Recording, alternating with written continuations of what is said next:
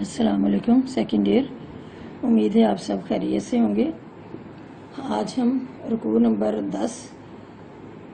اور آیت نمبر 83 کا ترجمہ اور تشریح کریں گے۔ اعوذ باللہ من الشیطان الرجیم، بسم اللہ الرحمن الرحیم۔ وَإِذْ أَخَذْنَا، اور جب ہم نے لیا، میثاقا پختہ عہد، بنی اسرائیل سے، اور جب ہم نے بنی اسرائیل سے پختہ عہد لیا کہ لا تعبدون، تم نہ عبادت کرنا، الا اللہ، مگر اللہ کی، کہ تم اللہ کے سوا کسی کی عبادت نہ کرنا، وبالوالدین، اور والدین کے ساتھ احسان، حسن سلوک کرنا، وذی القربی، اور قریبی رشتہ داروں کے ساتھ، والیتامی، اور یتیموں کے ساتھ، والمساکین، اور مساکین کے ساتھ، وقولوا، اور کہہ دو، للناس، لوگوں سے، حسناً، اچھی بات، اور لوگوں سے اچھی بات کہہ دو، وَأَقِیمُوا الصَّلَاةَ، اور نماز قائم کرو، وَآتُوا الزَّکَاةَ، اور زکوٰۃ کی ادائیگی کرو، ثم، پھر، تولیتم، تم سب پھر گئے، الا قلیلا، مگر تھوڑے سے لوگوں کے علاوہ، منکم، تم میں سے، تو مگر تم میں سے تھوڑے سے لوگوں کے علاوہ باقی سب اس سے پھر گئے، وَأَنْتُمْ مُعْرِضُونَ، اور تم پھر جانے والے ہو، یعنی پلٹ جانے والے ہو۔ اس میں اس آیت میں جو ہے وہ ان کے شروع والے حصے میں اس آیت کے بتایا گیا ہے کہ کس طرح سے انہوں نے کوہ طور پہ اللہ تعالیٰ سے میثاق کیا تھا، اللہ تعالیٰ سے معاہدہ کیا تھا، اور کس طرح سے پھر وہ اس سے پھر گئے تھے۔ تو جو ان احکامات کو احکام میں عشرہ کہا جاتا ہے، یہ وہ میثاق ہے، یعنی وہ معاہدہ ہے جو بنی اسرائیل سے اللہ تعالیٰ نے کوہ طور پہ کیا تھا، اور کوہ طور کو ان کے سروں پر اس وقت معاہدہ کرتے وقت مسلط کر دیا گیا تھا، اور انہیں یہ ہدایت کی گئی تھی کہ اس میثاق پر، یعنی اس معاہدہ پر عمل کرنا ہے، مضبوطی سے قائم رہنا ہے، کہ اس لیے، اور ایسے لگتا تھا کہ جب وہ معاہدہ کیا تھا اللہ تعالیٰ نے کوہ طور پہ،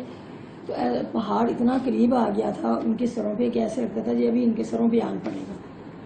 تو اس وقت تو انہوں نے اس کے خوف سے جو ہے وہ بات مان لی کہ ہاں ہم جو ہے وہ کریں گے، اللہ تعالیٰ کی عبادت کریں گے، اور باقی بھی سارے دیگر حکمات، والدین کی سے حسن سلوک کے بارے میں، اور قریبی رشتہ داروں، یتیموں، مساکین وغیرہ سب کے ساتھ حسن سلوک کے بارے میں، اور نماز قائم کرنے اور زکوٰۃ کی ادائیگی کرنے کے بارے میں سارے احکامات کو مان لیا کہ ہاں ہم ایسا کریں گے، کہ کہیں ایسا نہ ہو کہ پہاڑ ہمارے سر پہ آن گرے۔ لیکن اس کے بعد وہ اپنی اس بات سے پھر گیا، وعدے سے، اسے جو انہوں نے معاہدہ کیا تھا اسے پھر گئے۔ تو حالانکہ قرآن پاک میں اس کی سورۃ اعراف میں وَكَتَبْنَا لَهُ فِي الْأَلْوَاحِ مِنْ كُلِّ شَيْءٍ مَوْعِظَةً وَتَفْصِيلًا لِكُلِّ شَيْءٍ فَخُذْهَا بِقُوَّةٍ وَأْمُرْ قَوْمَكَ يَأْخُذُوا بِأَحْسَنِهَا سَأُرِيكُمْ دَارَ الْفَاسِقِينَ، کہ ہم نے تم کو تختیوں پر ہر چیز لکھ دی،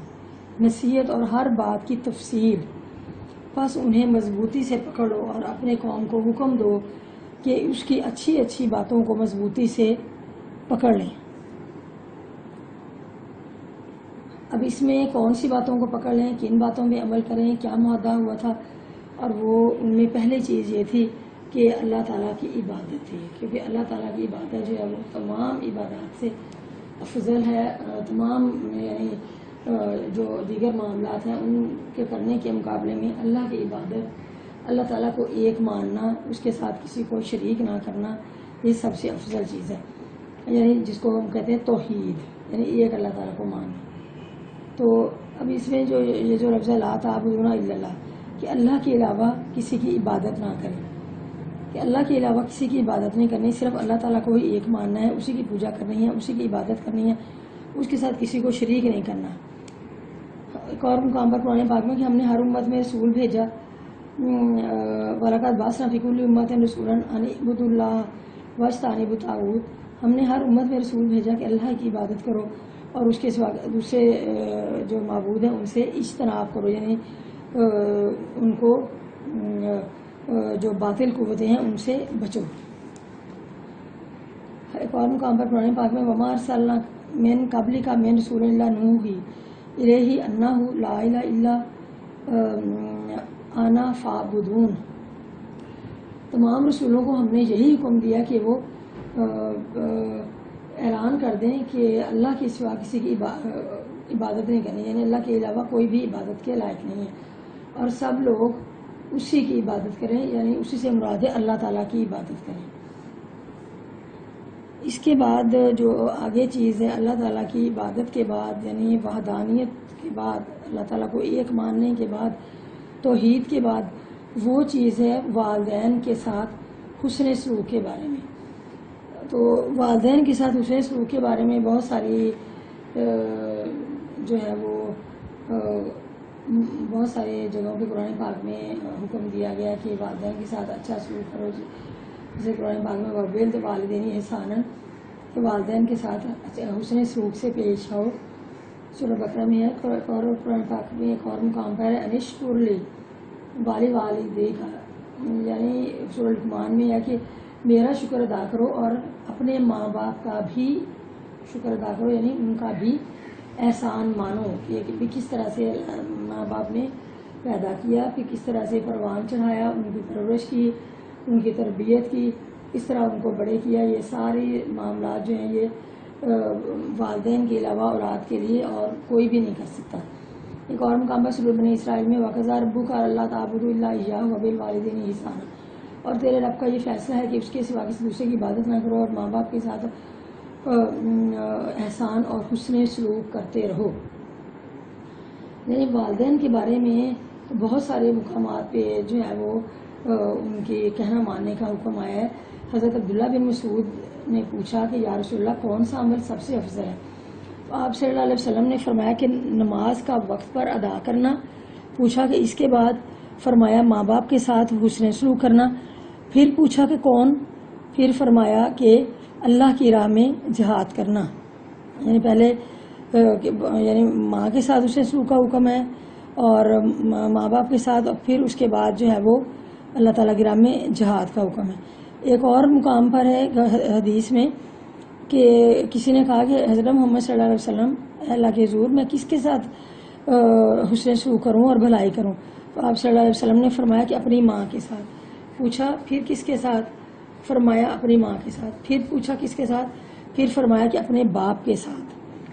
پھر پوچھا تو پھر بتایا کہ اپنے قریب والے کے ساتھ، پھر اس کے قریب والے، یعنی آگے سے آگے پھر جو ہے وہ، یعنی سب سے پہلے تمہارے جو حسن سلوک کے مستحق ہے تمہاری ماں ہے، پھر تمہارا باپ، اور اس کے بعد پھر آگے آگے جو بھی قریبی آتے ہیں ان کے ساتھ۔ تو آپ صلی اللہ علیہ وسلم نے فرمایا کہ والدین اگر بوڑھے ہو جائیں تو انہیں جھڑکنا نہیں چاہیے، ان کے ساتھ سختی نہیں کرنی چاہیے، ان کے ساتھ نرم لہجے میں بات کرنی چاہیے، اور یہ کہ ان کی تمام تر ضروریات کا خیال رکھنا چاہیے کہ ان کو کسی چیز کی ضرورت ہے، کھانے پینے کا، ان کے لباس کا، ان کے رہنے سہنے کا، اور ان کے لیے سہولیات اپنی استطاعت کے مطابق، یعنی دیگر تمام ضروریات کا خیال رکھنا چاہیے، اور یہ کہ ان کے رشتہ داروں کے ساتھ بھی اس نے سلوک کرنا چاہیے۔ اور اس کے علاوہ یہ کہ نہ صرف یہ کہ ان کے رشتہ داروں کے ساتھ اس نے سلوک کرے، بلکہ یہ کہ ان کے لیے دعائے مغفرت کرے۔ ایک بار ایک شخص نے آپ صلی اللہ علیہ وسلم سے پوچھا کہ اللہ کے حضور کیا ماں باپ کے مرنے کے بعد بھی ان کا ہم پہ کوئی حق رہ جاتا ہے؟ تو آپ صلی اللہ علیہ وسلم نے فرمایا کہ ہاں،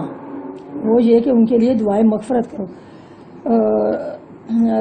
قرآن پاک میں ربنا اغفر لی ولی وللمؤمنین یوم یقوم الحساب۔ اور اس کے بعد ایک اور مقام پر ہے کہ دعا ہے یہ کہ جو والدین کی وفات کے بعد ان کے لیے کی جائے، ان کی زندگی میں بھی ان کے لیے کی جائے، اور یا خاص طور پہ ان کی وفات کے بعد کہ رب ارحمہما کما ربیانی صغیرا، کہ اے رب تو ان دونوں پر رحم کر اس طرح سے جس طرح سے انہوں نے بچپن میں ہمیں، یعنی ہم پہ رحم کیا، یعنی ہمیں پالا۔ اگر آپ دیکھیں گے اگر والدین بچوں کو نہ پالتے تو کس طرح سے بچوں کی پرورش ہوتی، کس طرح سے بچے پلتے، وہ تو بیچارے رول جاتے۔ تو ایک والدین ہیں جو ماں باپ جو کہ اولاد کے لیے سنسیئر ہوتے ہیں، اولاد کے لیے والدین سے بڑھ کر اور کوئی بھی سنسیئر نہیں ہوتا، خاص طور پہ ماں جو کہ راتوں کو بھی جاگتی ہے چھوٹے سے بچے کے لیے۔ آپ امیجن کریں کہ کس طرح سے وہ بچے کو پالتی ہے اور کس طرح سے اس کی تمام تر ضروریات کا خیال کرتی ہے، سمجھتی ہے، اور اس طرح اتنا کوئی بھی اور نہیں کر سکتا۔ اس کے بعد ہے کہ رشتہ والدین کے حقوق کے بعد رشتہ داروں سے بھی اس نے سلوک کا حکم آیا ہے۔ رشتہ داروں کے لیے کہ جتنے زیادہ قریبی رشتہ دار ہیں، جیسے والدین سب سے زیادہ قریب ہیں تو والدین کا، اس کے بعد دیگر جو ہے بہن بھائی اور باقی دیگر رشتہ دار ہیں،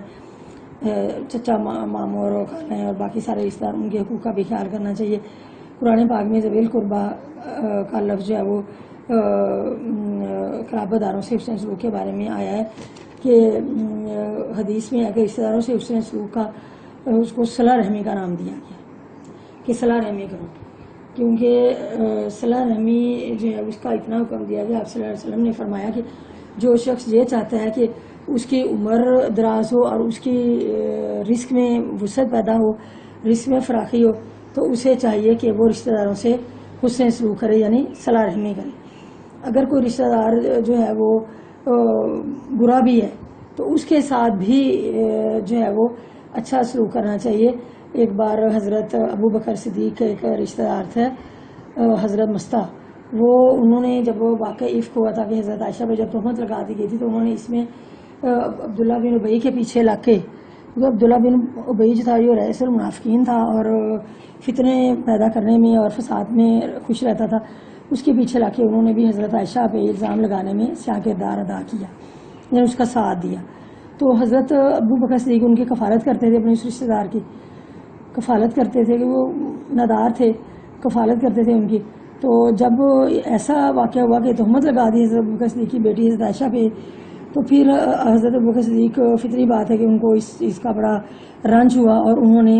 اس کی اپنے اس رشتہ دار کی مستہ کی کفالت جو تھی وہ بند کر دی۔ جب کفالت بند کر دی تو قرآن پاک کی آیت نازل ہوئی اس کے بارے میں کہ فراخ دی لوگ اپنے قریبی رشتہ داروں کی کفالت نہ کرنے کی قسم نہ کھا لیں، کیا وہ نہیں چاہتے کہ اللہ تعالیٰ ان کی مغفرت کرے؟ تو حضرت ابوبکر صدیق نے جب آیت پڑھی تو فوراً پکار اٹھے کہ نہیں، میں چاہتا ہوں کہ اللہ تعالیٰ میری مغفرت کرے، اور دوبارہ سے جو ہے وہ حضرت مستہ کی کفالت شروع کر دی۔ تو ایک اور حدیث میں ہے کہ لا یدخل الجنہ قاطع، کہ رشتہ داری کو توڑنے والا، یعنی قطع تعلقی کرنے والا جنت میں داخل نہیں ہوگا۔ اس کے بعد یتیموں کے ساتھ، یتیموں کا خیال کرنے کے بارے میں، یتیموں کے ساتھ حسن سلوک کے بارے میں آگے ہے کہ یتیموں کے ساتھ بھی حسن سلوک سے پیش آؤ، ان کی ضروریات کا خیال کرو، کیونکہ یتیم کے لفظی معنی ہے اکیلے کے، اور موتی جو سیپ میں اکیلا ہوتا ہے اس کو بھی در یتیم کہا جاتا ہے۔ اسی لیے شرعی اصطلاح میں اس بچے کو یتیم کہا جاتا ہے جس کا باپ مر گیا، یہ انسانوں میں، اور جانوروں میں اس کو یتیم کہا جاتا ہے جس کی ماں مر گئی ہو۔ تو یتیموں کی دیکھ بھال کے بارے میں قرآن پاک میں کئی مقامات پر حکم آیا ہے، خاص طور پہ سورہ نساء میں تو بہت ساری آیات جو انہی سے متعلق ہیں، یتیموں سے متعلق ہیں، جہاں پہ یتیموں کے حقوق کی پاسداری کا خیال رکھنے کے بارے میں بتایا گیا ہے کہ یتیموں کا اگر مال ہے تو تم اس کو ان کے حوالے کر دو ٹھیک طریقے سے، اور ان کے مال کو نہ کھا جاؤ، ان کے مال میں سے یعنی کچھ بھی تم نہ لو۔ ہاں، اگر تم اتنے نادار ہو کہ یتیم کی تم کفالت کر رہے ہو، اس کی ضروریت کا خیال رکھ رہے ہو، اس کی پرورش کر رہے ہو، اور اس کا کچھ مال ہے اور تم بہت غریب ہو، تو تم اپنی حسب ضرورت اس میں سے لے سکتے ہو، لیکن اس خیال سے نہیں کہ تم یتیم کا مال کھانے کے پوائنٹ آف ویو سے کہ تم اس میں سے مال ہڑپ کر جاؤ۔ یہ بہت بڑا گناہ ہے۔ یتیم لڑکیوں کو نکاح میں لاؤ، اگر یتیم لڑکیوں کے ساتھ تم نکاح کرو، فار ایگزامپل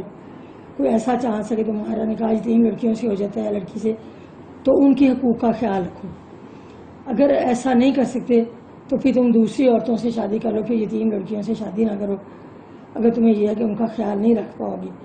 اور جو لوگ یتیموں کا مال کھاتے ہیں